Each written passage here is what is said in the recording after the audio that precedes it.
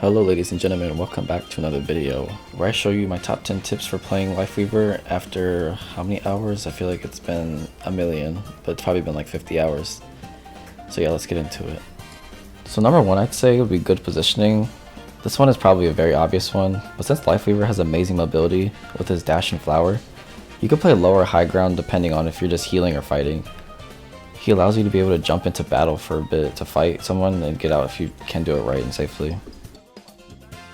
The second tip, always having sight of your teammates. Now obviously when healing you need to see your teammates, but to be able to pull them back, you should always keep sight of the aggro ones or the low health ones, which is most likely going to be your tank most of the time, or like a diving Genji. Your kit helps you multitask so you can flower someone up, shoot heals, and pull someone all within 2 seconds if you really wanted to, but having sight of everyone as Lifeweaver is very important. Tip number 3, beware of flower placement. Yes, it is possible to have your flower get stuck, so be aware of where you place it, because it is not fun when it does not work. Places such as halfway in the wall, in a staircase, or part of it sticking in the payload for example, will not let it move off the ground and will probably get you killed in a bad situation, so try and be careful. Number 4, use flower to get out of bad situations. Now when it does work, the flower is a really good ability that can shut down ultimates like Orisa and help avoid any situation such as a Junkrat tire, or raising you and a teammate out of the maze ultimate. What I like to do whenever I can is keep high ground in intense battle, or using flower right before a Rhine Shatter to save me or a teammate.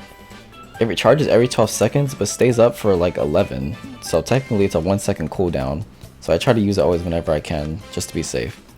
But I usually try not to if there's a hit scan because it isolates you and usually you become the target while high up. So just keep an eye on their DPS or Zen if using the flower.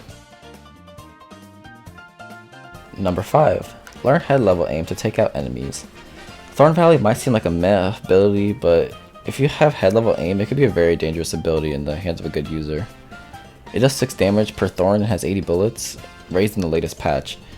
The bullets don't start to spread up until 20 bullets, so it's just in a straight line of crazy damage and can be really effective with headshots. So if you're going to be aggro, go for the head because it'll take them out really quick.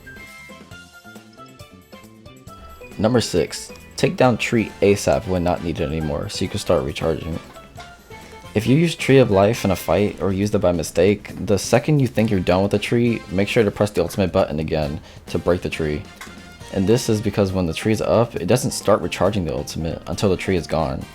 You're just wasting charge time by letting it die out on its own, so it's important to break it ASAP and start the charge over again. I feel like this one's pretty important. Number 7, always having life grip on standby. A mistake I make a lot playing Lifeweaver is not having my life grip because I constantly get nervous when someone's getting close to dying, so I just use it and end up not having it when I actually need it. Try not to waste life grip toward the middle of the round because that's when the ults start to come out. It could be game changing to pull someone out of an ultimate like Sigmas, Orisas, Mays, or Reapers. It could be honestly one of the most useful abilities in the game if used right. Also, try to use the flower to get high ground so it's easier to grab a specific person if everyone's clustered together, because it'll happen a lot. Grabbing the wrong person and having them yell at you is not fun. Number 8, use flower to escape junk trap or maze ult. Whenever you hear that ult, you better pray your flower is ready because it can literally save your life. If you can escape maze ult with flower or dash, it's smarter to try and pull your smaller teammates out of the ult and continue healing your tank since they have a higher chance of surviving in the ult. But in the case of a Junkrat trap, you could just raise yourself in the air with the flower and be freed from it. So if you're like trapped in front of him and you got that flower, you better get to it quick because it will literally save you also. Number 9, pull teammates back into battle. If one of your teammates is respawning far from the fight and you know the rest of your team will be fine, I'd recommend trying to meet the teammate halfway and try life gripping them back towards the battle. This could save a lot of time and possibly a team fight if they have their ult. This is something I don't see a lot from Lifeweavers in ranked, but it's definitely helpful. It's something I also like to do if a defense round or payload is starting and they're just coming back from spawn. I usually just run back and grip them real quick, just to try to get them back to the battle. And finally, number 10. Use Tree of Life to block ults, gunshots, or trap people in spawn. Because the Tree of Life regenerates quickly and is something you can't walk through, it is smart to use it to block incoming attacks or block enemies off with a tree to give you time to retreat. It can be used to block diva bombs if you have no other way to protect yourself, or blocking a team's entrance to point, or trapping them in those rooms such as their spawn to help you push the payload to the victory. I feel Lifeweaver right now is a very good healer considering his healing output, mobility, and ability to pull teammates out of any situation.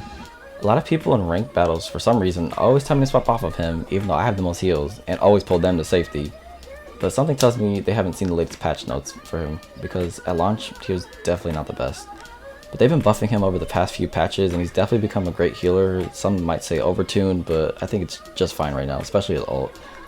And even though his Tree of Life seems to be underwhelming, it definitely has multiple uses besides healing, and can be utilized as a great weapon of defense. It's great at helping you heal your teammates, and if your other healer isn't present, I'd say it isn't as bad as a lot of people say it is. And his mobility is definitely one of my favorite parts of his kit. I can get in an enemy's face, kill them, and retreat if I really wanted to. Just have to be safe about it. Just be sure to aim for the head like I said earlier, or else his Thorn Valley really doesn't do that much damage. I feel like he'll be nerfed once they do too many buffs for him, but for now, I'll take the advantage of his kit.